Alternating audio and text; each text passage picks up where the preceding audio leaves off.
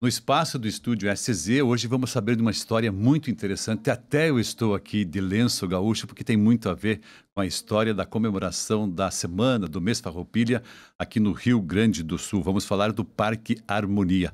Antes, eu quero agradecer o meu amigo Agostinho Zucchi por me dar a oportunidade de estar aqui. Vou conversar com uma pessoa que sabe detalhes dessa história. Eu sou Ari Narciso de Lima, jornalista no Paraná. Estou aqui com muito prazer para conversar com Kurt Zimmermann. Antes de a gente falar do Parque da Harmonia, eu gostaria que o senhor se apresentasse. Eu sei que o senhor hoje está aposentado como executivo, mas é investidor, participa de alguns conselhos. Quem é Kurt Zimmermann? Muito bem, muito boa tarde a todos e muito obrigado, né, ao Agostinho Zucchi pelo convite, Ari por estar aqui com a gente hoje. Um prazer estar contando essa história. Eu vou começar, foco muito mais no meu pai hoje do que qualquer coisa em mim, mas me apresentando, Sim. né? Eu sou natural de Porto Alegre, nasci e cresci na cidade. Aos 25 anos saí de Porto Alegre e fui morar fora do Brasil, retorno então para São Paulo depois disso. E vivo minha vida profissional praticamente toda em São Paulo, como executivo de algumas empresas, né? E o início desse ano retorno ao Rio Grande do Sul, era um sonho antigo, projeto da nossa família de bastante tempo, e estamos aqui de volta e, por sorte, já usufruindo do primeiro mês de setembro do meu retorno aqui, que é um prazer imenso para mim estar nessa época do ano aqui em Porto Alegre, até por todas as festividades da Semana Farroupilha. Espaço fantástico aqui do estúdio SZ, né? Agradecer mais uma vez ao grupo aqui que detém esse espaço para a gente saber dessa história. Bom, eu conheço, de ouvir falar há muito tempo, já desde a década de 80, do Parque Harmonia aqui em Porto Alegre. As pessoas falavam, nós estudamos em Santa Maria, justamente com Agostinho Zucchi e outros colegas, e aí, pela atividade profissional, eu já vim, e o ano passado estive aqui também, gravar outras vezes em Porto Alegre. Mas ficou aquela curiosidade, bom, como começou essa história, essa Uhum. cidade que se transforma no mês, não é mais nem a semana, né? É o mês Farroupilha aqui no Rio Grande do Sul. E aí o Zuc me contava que tem tudo a ver com a história do seu pai. Como é que foi isso, Kurt? Exato. Bom, o meu pai é uma história muito pitoresca. Eu acho que por isso é interessante também. A gente, bom, como o meu próprio nome, né, um nome bastante estrangeiro, minha família era de imigrantes, né, meus avós imigraram da Alemanha, os pais do meu pai, né, imigraram da Alemanha para Porto Alegre, se basearam aqui, meu pai nasce aqui, é gaúcho, né, apesar de ser filho de estrangeiros. Hã, e se interessou por engenharia, foi ser engenheiro agrônomo se formou na URGS em 63, se não me engano, e desde então, a primeira experiência de trabalho já foi na prefeitura, na Secretaria do Meio Ambiente. E com isso, pela expertise dele e pelo interesse dele, acabou, trabalhando na Secretaria do Meio Ambiente, trabalhando com parques. A maioria dos parques aqui de Porto Alegre, meu pai trabalhou de alguma forma, né? Inicialmente, até como administrador, fez algumas reformas nos parques, o Parque Farroupilha, teve algumas reformas que meu pai executou, o próprio Parcão aqui em Porto Alegre, e foi convidado, meados dos anos 70, junto com outro grupo de engenheiros, executar o Parque Marinha. Era dentro do plano diretor, se não me engano, da cidade, a construção de um parque ali, um parque o qual ele executou a obra. Não foi um projeto dele, mas um parque que serve hoje a cidade muito bem e é um parque muito conhecido aqui na cidade. E com essa história do Parque Marinha, eh, o próximo aonde existe hoje um anfiteatro ali na orla, eh, infelizmente tinha um depósito de obras, clandestino, a prefeitura não autorizava, mas era um depósito de obras que o pessoal largava entulhos, dessas caçambas que todo mundo conhece, de obra por Uma ali. poluição à vista Uma lá. poluição à vista, né, na época, claro, não tinha a avenida Beira-Rio, né, mas, as pessoas viam, né, e principalmente dos prédios. A Esmove, que é a Secretaria de Obras e Viação, bem próxima dali. E o secretário da Esmove era um cara que tinha o nome dele era Renzo Franceschini, e ele era uma pessoa muito próxima do meu pai. E um dia conversando com meu pai, ele disse: Poxa, a gente fez o teste, né, junto com os outros, o Marinha e tal. Eu estou achando que aquele espaço, se a gente deixar inutilizado, vai ficar servindo de um lixo a céu aberto, e não é o que a gente gostaria. A Orla é um local tão nobre da cidade, não vamos fazer isso e tal, né? Aí, voltando no tempo um pouco, meu pai tinha feito a reforma do jardim do Palácio Piratini. E nessa oportunidade ele conheceu o Glauco Saraiva, que é um grande tradicionalista, um cara importante no tradicionalismo do Rio Grande do Sul. E um dia, mateando lá no galpão do palácio, o Glauco comentou com ele, né? Poxa, mas tu vê, aqui em Porto Alegre a gente é a capital dos gaúchos e, se for olhar, não tem nada aqui, com exceção, acho, da estátua do laçador na época, que Celebre, remetesse, né? que celebrasse ou que enaltecesse, vamos dizer, a cultura do Rio Grande do Sul. E o meu pai ficou com aquela pulga atrás da orelha, né? E quando houve essa questão, ele disse: Poxa, mas talvez eu tenha uma ideia aqui um pouco diferente, né, para executar. Mas se vocês me derem a oportunidade, eu apresento Projeto. um projeto, uma ideia para isso aí. E com essa conversa com o Glauco Saraiva e a oportunidade de resolver um problema de um lixo a céu aberto de Porto Alegre, que surge o embrião, a gênesis aí do Parque da Harmonia. Inicialmente chamou de Parque Porto dos Casais, né? Então, meu pai fez um plano, um projeto, onde trazia a cultura do Rio Grande do Sul para o centro da capital, utilizando esse espaço entre o Arroio Dilúvio e o gasômetro, praticamente a orla que compunha essa parte. Vocês forem olhar em fotos e tal, hoje tem vários tribunais ali, mas na verdade prédio mesmo só existia o Chocolatão, o resto era tudo sem prédios, né? E com essa questão se fez inicialmente uma fazenda, né? Onde começou-se então a fazer isso aí. A construção começa final dos anos 70, a inauguração do parque em 4 de setembro de 82, né? E tomou uma proporção enorme, porque daí de fato começou-se a ver gente piochada na capital, começou-se a ver as pessoas. Existiam os galpões originais, né? Infelizmente, o maior deles acabou pegando fogo, que hoje é a churrascaria, mas que é um restaurante hoje, né? Mas inicialmente era um galpão para festas. Então, muitos músicos famosos se apresentaram lá, né? Eu posso nomear alguns: Zé Cláudio Machado, Daniel Torres, múltiplos músicos, né? Começou a ter um apoio da comunidade muito forte. E, de fato, quem era do interior, que migrava para Porto Alegre, sentia também essa questão. Aqui no centro, perto dessas ruas, Washington Luiz e tal, os prédios são mais antigos. É raro um que tenha churrasqueira, por exemplo, incorporada dentro do seu apartamento. Então, uma das primeiras coisas que começou a acontecer lá, existiam uns salseiros lá, e se começou a botar churrasqueiras públicas. Então, as pessoas podiam passar o domingo fazendo churrasco lá. Isso começou a ter.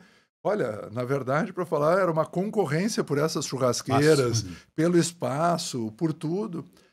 E com esse início, foi se tornando e trazendo a cultura do Rio Grande do Sul de fato. Para ter uma ideia, Ariel, quando a gente.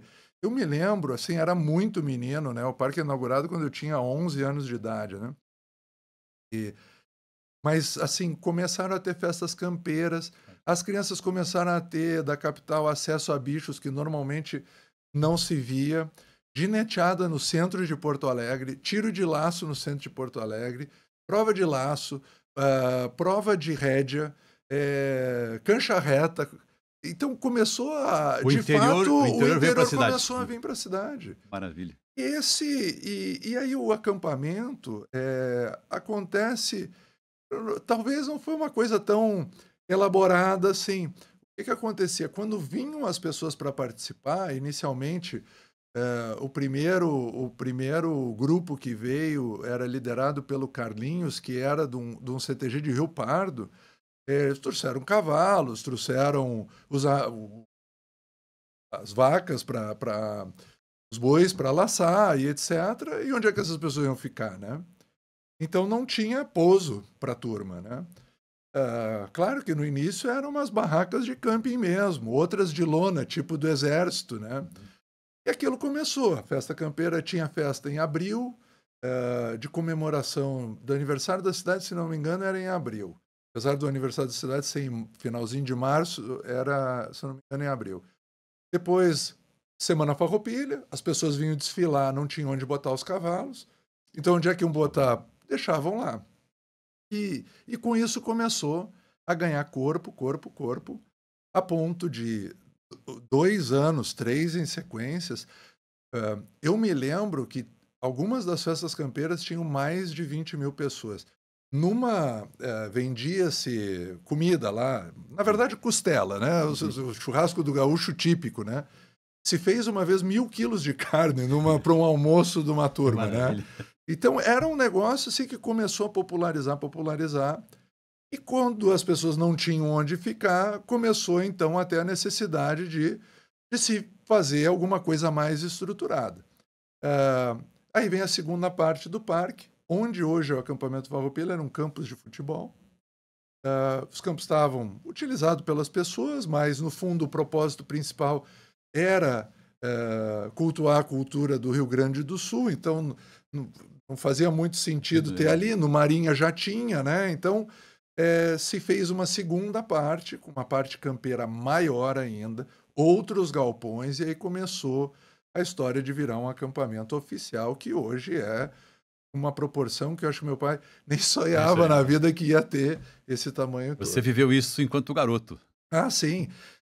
É engraçado, eu tenho alguns amigos que falam, poxa, Curti, da onde que surgiu isso? Um guri, um cola fina da capital, né? Como é que esse guri me aparece montando a cavalo e tendo todo isso? É que, na verdade, como meu pai administrava depois o parque por alguns anos, eu acabei estando muito próximo, e lá tinha cavalos, e lá tinha muita gente conhecida que frequentava, etc. Foi tomando gosto. E entre os meus 11, acho os meus 16 anos, de falar, eu acho que eu ia todos os dias para o Parque Harmonia e ficava lá fazendo alguma lida ou mesmo passeando por lá, né? Agora, o objetivo principal desde o início é que fosse um espaço extremamente democrático para a manifestação cultural, que se notabilizou aí com a Semana Farroupilha, mas com outras datas, como o senhor acabou de falar mesmo, né? Era isso, ser um espaço democrático. Interessante, até o democrático da história vem desde o princípio. Quando foi ofertado, que eu estava falando, espaço para o meu pai trabalhar ali,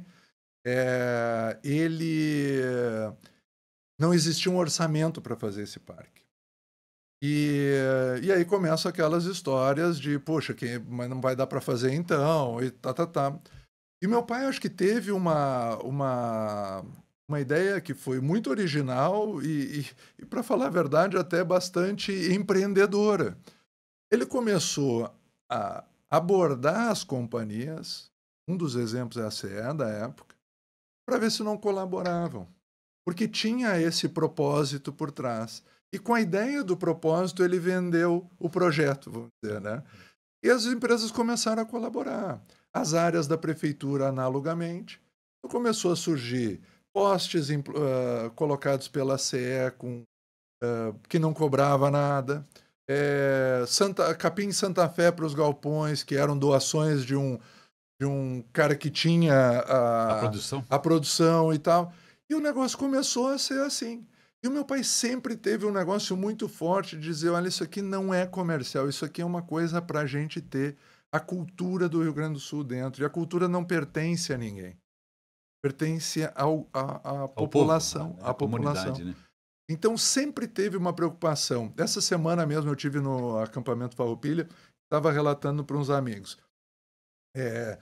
Quando se entrava dentro do Parque Harmonia, existia um cercado onde tinha os bichos que se chamava Estância da Harmonia.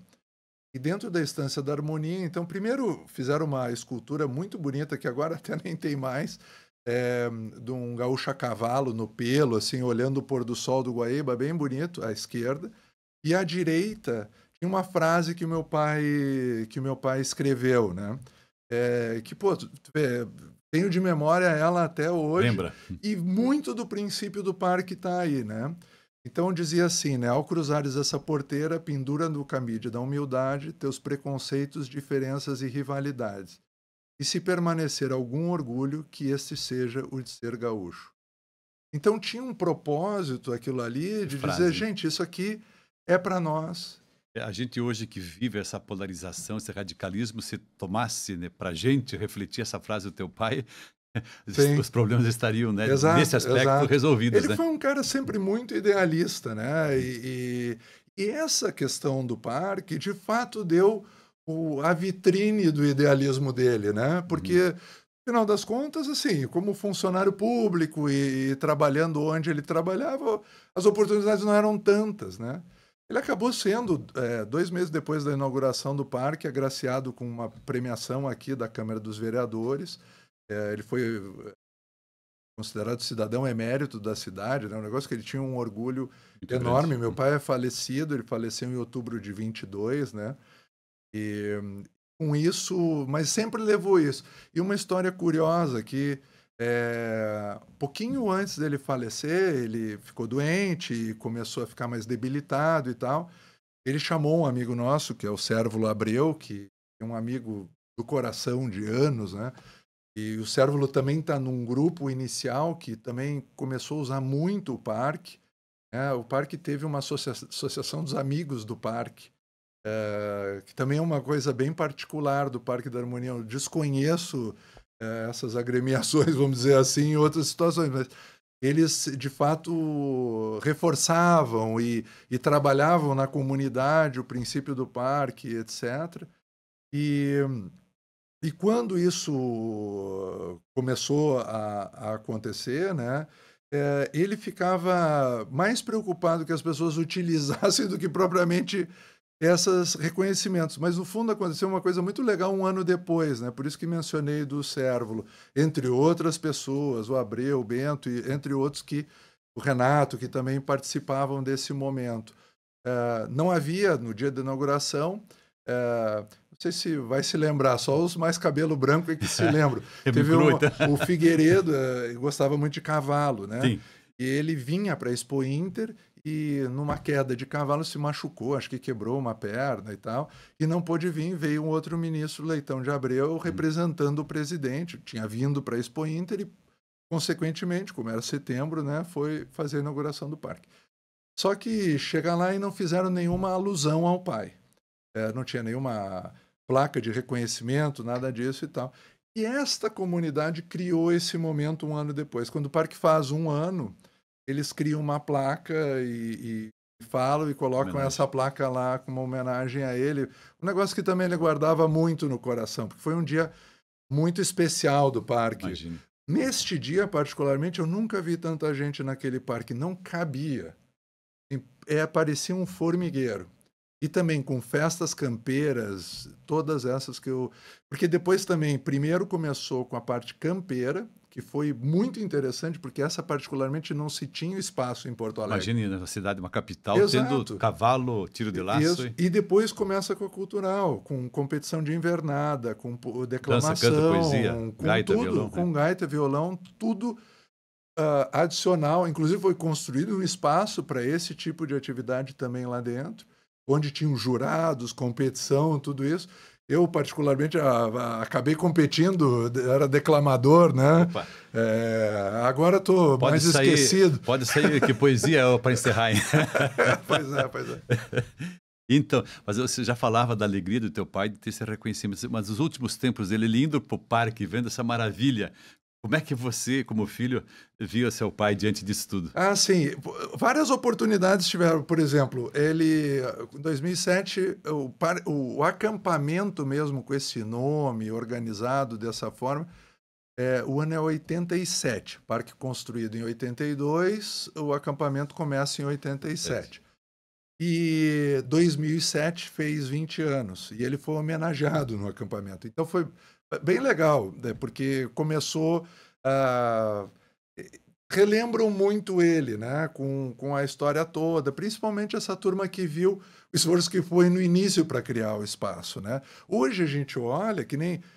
eu fui há uns 2 anos, não, há uns 5 anos atrás, eu fui na primeira vez no acampamento mais estruturado, porque como morava em São Paulo também, não era muito fácil eu estar aqui em setembro e tal, via fotos e tudo, mas mas não conseguia ver a pujança do negócio andando por ali, né? E há uns anos atrás a gente veio aí vim com a minha família, com os meus filhos, porque também foram nascidos em São Paulo, então tem Contato pouco com... contato com a cultura e tal. E foi surpreendente, né? Porque hoje é uma cidade, uma organização. Chegar para o meu pai e dizer que empresas iam investir em galpões ali, em piquetes ali, para receber clientes. Jamais. Isso aí jamais era Deixa eu te uma. fazer uma pergunta, então, com base nisso que o senhor acabou de falar aí. Se o teu pai estivesse aqui, eu ia perguntar para ele exatamente isso, né? Quando ele começou o projeto, quando ele teve o insight, quando teve a ideia, e o que ocorreu depois, que ele presenciou ainda, Uhum. ele imaginava lá no início que se tornaria nisso? Acho que de jeito nenhum. Houve, durante esse período, muitos altos e baixos, né? Porque tu pode Sim, imaginar, faz parte, né? quando ele idealiza de uma forma, o negócio vai tomando contornos. Eu me lembro épocas onde houve uns debates grandes aqui, porque no final das contas, tu tem animais no centro da cidade, tem um custo que a prefeitura, por exemplo, teria que arcar, né? Uhum. Isso começa a ficar pesado. Então, puxa, quem sabe a gente dá para uma iniciativa privada, mas se der para iniciativa privada, vai tolir a pessoa de usar no senso de cultura que ela já tem aqui. Eu não quero uma cultura paga, como eu estava falando. Então, teve muito dessas discussões. Inclusive, épocas assim que o pessoal estava, de fato, bravo, né? Uhum. Porque que vão fazer com isso tudo. Mas, no final das contas, eu acho que o embrião principal que o pai quis colocar, que é trazer o gaúcho para cultuar sua cultura no centro da capital, esse está preservado, até com o acampamento Farroupilha, né? Talvez os contornos, as formas, são outras do que ele imaginava. Eu acho que isso sim, né? Imaginava uma coisa muito mais do povo para o povo, né? Uma vez que nem sequer orçamento tinha, isso aqui é de doação, então vamos seguir nessa linha, né? Mas eu também, olhando hoje, depois de toda a minha experiência profissional, acho difícil também esse negócio ser mantido simplesmente assim, né? Porque tu tem uns custos de manutenção e etc., que são necessários também para ter. Então, eu acho que no frigir dos ovos há uma alegria. E aí o que eu estava te contando do Cérulo, que acabei mudando de assunto aqui. Quando o Abreu foi, meu pai debilitado, pegou uma boa parte do acervo que ele tinha guardado de reportagens, etc., da época, e passou para ele para preservar, né? Então ele tem a preocupação de que esse negócio não se perca no tempo, E né? siga para E frente. siga para frente assim, né? Agora foi colocado aqui a frase do teu pai, né? Isso. Ao cruzares esta porteira, né? Pendura no cabide da humildade teus preconceitos, diferenças e rivalidades, mas se ainda conservares algum orgulho, esse seja o de ser gaúcho. Isso. Curte. Meu pai chamava Kurt também. Ah, é? Kurt Zimmermann. Ele e eu, né? Pai e filho curte. E os seus filhos, como é que são em relação a... São paulistas, acabou de falar, Sim, né? sim. Mas eles ainda gostam de Não, algum... eu tenho um orgulho danado que os meus dois filhos, eu tenho um menino mais velho e uma menina. Ambos montam a cavalo desde os 3 meses de idade, né? E no dia que eu botei a cavalo nos 3 meses de idade, eu pensei que a minha mulher ia ter um troço, infarto. né? Um infarto, mas ela sobreviveu tão firme e forte aí e tal. E até hoje, quando monta a cavalo, é de bombacha, né? Então, apesar da gente enfim, deles serem criados fora de Porto Alegre, na questão de campo ficou muito forte ainda com os dois, né? Mesmo com a menina. Eu conto para todo mundo que eles montam em pelo até hoje e tal, e tudo. Então, a gente conseguiu manter a tradição, hein? Manter a tradição. E minha esposa é de Minas, né? E a gente tem fazenda de gado leiteiro. Então, também houve uma adaptação aí para eles conhecerem um pouco do mundo do gaúcho com o gado de corte, com a estância, com a fazenda, e também um contraponto com a fazenda mineira. Com né? leite, com queijo mineiro. Com queijo mineiro. Bom, deixa eu te perguntar sobre a sequência disso, né? Hoje, até vou contar uma historinha aqui, o Zuc sabe muito bem. Certa feita eu vim gravar um programa no Rio Grande do Sul, no espaço ali do galpão do seu CBEM, e aí fui gravar as aberturas aí na orla, né? Gravando ali, de repente chegou alguém e falou, não pode gravar aqui. Por que não pode? Tem gente com celular gravando. Até liguei para o Zuc. Não, porque aqui é privatizado, né? Você tem que pedir licença, não sei, eu não sabia, senão eu teria feito Aham, esse trabalho, porque claro, a gente que é jornalista tem que prever isso também, mas claro. não sabia que ali não podia gravar porque havia sido privatizado. Que Aconteceu coisa. com o parque também isso? Eu acho algumas, como eu estava te contando, Hum, tiveram muitos episódios. Tem uma época que existiam cavalos para alugar lá e tal, e que era feito por uma iniciativa privada, né? A pessoa tinha o direito de explorar aquela parte. Eu não vejo tanto, assim, agora mudou muito, né? sim, Agora não tem mais os animais, né? Tem a churrascaria, essa permanece, né? Eles mesmo, os proprietários antigos, né? Depois que queimou, já tinha sido privatizado no galpão antigo, aí queimou e se fez um novo, totalmente novo. Os caras também arcaram com a despesa e, portanto, tiveram o direito de uso usá-lo. por muitos anos. Então, eu não sei, eu não tenho visto esse tipo de coisa. Eu acho que me surpreenderia até se alguém lá cobrasse para. Ainda Entrar. mais nesse mundo nosso, né, Ari? Hoje, com essa quantidade de celulares e etc., É. é quase ingerenciável coisas Exato, isso dessa chama atenção, porque todo natureza. mundo está filmando e mandando para o mundo inteiro. Agora, eu não posso, enfim, é um Exato, fato, exato. uma realidade nova, né? A questão das privatizações ou as parcerias, né? Sei, sei. PPPs aí, enfim. Mas você me falava antes que essa vivência sua aqui, muitos tradicionalistas gaúchos, né? Estimularam, estiveram, cantaram lá como Luiz Menezes. Como é que foi esse contato? Isso. Como é que foi? Não, o Luiz Menezes foi um cara muito importante na divulgação. Ele e o Índio Cepé. Tem três pessoas na divulgação do parque que foram fundamentais, eu acho, né? O Heraldo de Carvalho era o responsável cultural pelo parque. E o Heraldo sempre foi um cara que trabalhou muito a imagem. E ele trabalhava no programa da Bandeirantes, do Luiz Menezes e do Índio Cepé, que deram muito espaço para o pai. Aliás, até eu já fui nesse Que programa, maravilha. é, mas há muitos anos atrás, né? E a gente teve nele, sim, muita parceria, né? O MTG, o CTG 35, muitos ajudaram nessa história. Tanto é que pegou, né? Uhum. E pegou com força, né? Como fala. Porque, no final das contas, se as pessoas não tivessem aderido, não teria esse tamanho. Hoje, as pessoas, por exemplo, nós temos um vizinho que tem um galpão que, nessa época do ano, ele investe capital dele próprio para estar lá presente. E não é uma atividade comercial. É por o prazer de estar com os amigos. Convida a gente toda hora para ir para lá e cada um faz a sua carne, etc. Porque quer estar lá. Então, nada mais. Claro que a gente pode ver uma distorção aqui ou ali, mas eu acho que o princípio fundamental Está mantido, né? Está está mantido. mantido. Eu vi uma reportagem no Correio do Povo essa semana passada de uma das pessoas, eu não me recordo o nome dele, mas é um dos precursores do acampamento, dando uma entrevista aqui no Correio do Povo em Porto Alegre sobre que ele participa desde o início e é um cara que não tem nenhum interesse comercial em É, absolutamente nada. e a gente vê nessa iniciativa dois fatos muito atuais e que é a preocupação mundial, né? Você pega aí os documentos do Papa Francisco, né, argentino recém-falecido, é que ele faz a encíclica da casa comum, cuidar da casa comum. Quer dizer, teu pai se preocupou com a preservação daquela área de Porto Alegre com a criação do parque, porque é preservado a partir daí sem os entulhos, né? E Tem. outro aspecto é a valorização da cultura. Eu acho que isso é um fator em que pese que a cultura não tem preço, mas a cultura também gera muito emprego, direto ou Sim, indiretamente. sem Então, dúvida. também é um fator econômico. Quer dizer, Sem são dúvida. dois aspectos muito importantes, né? A movimentação de pessoas, de empregos e tudo. Por isso que eu digo, meu pai acho que nunca imaginava a proporção que esse negócio ia ter. E viraria até um gerador de empregos, né, para a Sim. própria cidade. Isso dava muito prazer a ele e orgulho. Quando ele chegava aqui, eu me lembro, uma das últimas vezes que a gente foi junto, quando ele chegava, eu olhava assim e dizia, pá, não, não Não acredito acredito que nisso. tomou esse tamanho, olha isso aqui, né, e tal. Então, muito interessante ver também a reação dele com isso, né.